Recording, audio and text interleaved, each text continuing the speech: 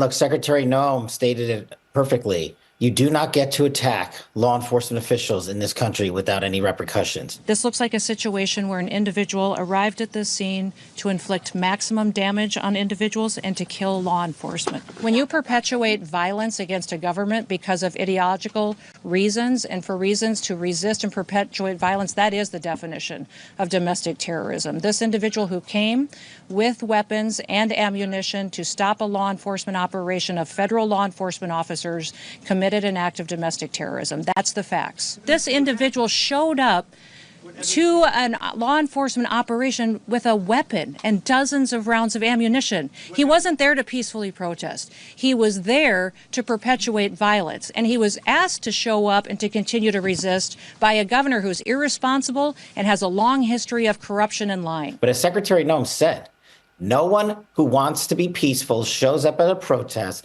with a firearm that is loaded with 2 full magazines. That is not a peaceful protest, and you do not get to touch law enforcement. You do that anywhere, this FBI is going to be leading the charge to arrest those. This individual was on that scene several minutes before that shooting, interfering with a lawful, legal, ethical law enforcement operation to arrest Jose Huerta Chuma.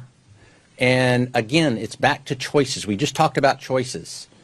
When someone makes the choice to come into an active law enforcement scene, interfere, obstruct, delay, or assault law enforcement officers, and they bring a weapon to do that, that is a choice that individual made. I am sorry that this gentleman is dead, but he did bring a 9mm semi-automatic weapon with 2 cartridges to what was supposed to be a peaceful protest. I think that there are a lot of paid agitators who are ginning things up, and the governor has not done a good job at tamping this down. Yeah, I mean, as you know, he was an ICU nurse, worked for the Veterans Administration, and there's no evidence that he brandished the gun whatsoever. In fact, it appears that he was disarmed before he brought a gun. Have you ever gone to a protest, Jonathan? I mean, we do have a Second Amendment in this country that... Jonathan, have you ever gone to a protest? I mean... have you gone to a protest? I mean, no, actually, as a reporter covering it. Okay, I've been to a protest. Yeah. Guess what?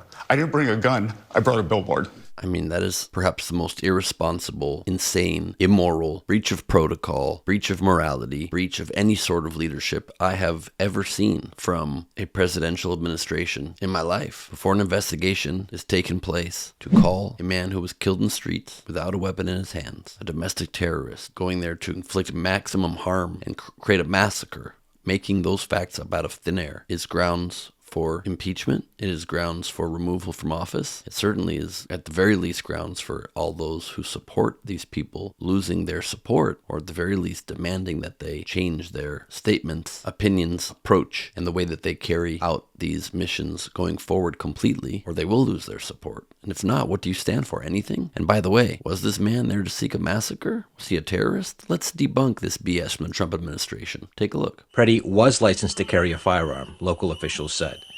But videos of the incident analyzed by NBC News show Pretti never drew a weapon, and federal agents had taken his gun before the first shots were fired.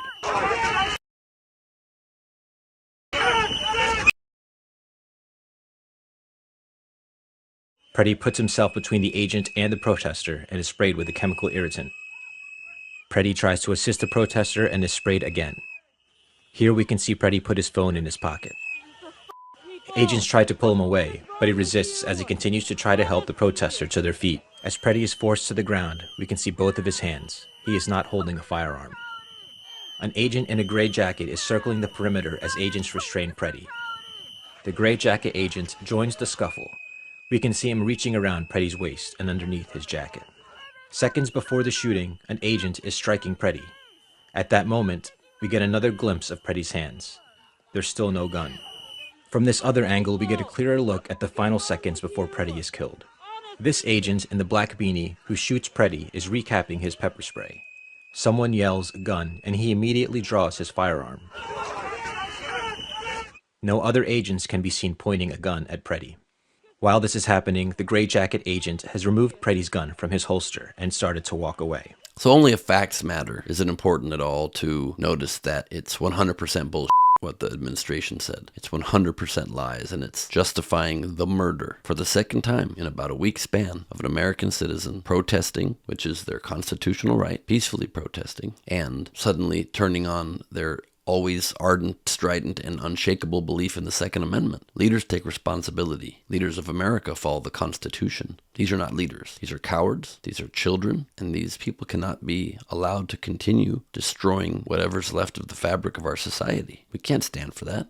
Can you? We heard Stephen Miller go to social media almost immediately. He referred to Pretti as, quote, a domestic terrorist, also a would-be assassin. And you can believe that he was behind a lot of the messaging that was coming from this White House. But then last night in this statement to our colleague Kristen Holmes, he says, quote, the White House had provided clear guidance to DHS that the extra personnel that had been sent to Minnesota for force protection should be used for conducting fugitive operations to create a physical barrier between the arrest teams and the disruptors. He goes on to say, we are evaluating why the CBP team may not have been following that protocol. He also says that some of the original statements that were coming from the Department of Homeland Security were, quote, based on reports from CBP on the ground. So clearly shifting blame there and notably not disputing that he was involved in those statements.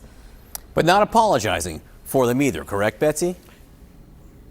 Absolutely right. And so, of course, they're just passing blame to each other now because no one in this administration has a spine, no one in this administration has morals, no one in this administration can admit a mistake. And may I remind you that just following orders is not a defense. You don't get to follow orders to commit illegal, immoral crimes or killings, and you don't get to follow orders to completely invent your own reality and malign an American citizen who was killed in the streets. You don't get to do that. Sorry, if that's something you want to do for some incredibly sick and twisted reason. The hypocrisy and double standards of conservatives who ignore their always full support of that Second Amendment while celebrating people like Kyle Rittenhouse, who brought a rifle to a protest across state lines to do it, had the intention to use that gun. That's why you bring the gun across state lines and have it exposed and are there to create your own vigilante justice and then kill two people. Derek Chauvin even was defended by so many for putting his knee on the neck of George Floyd and killing him. The McCloskeys were ardently defended for having their guns in front of their house as protests went by. George Zimmerman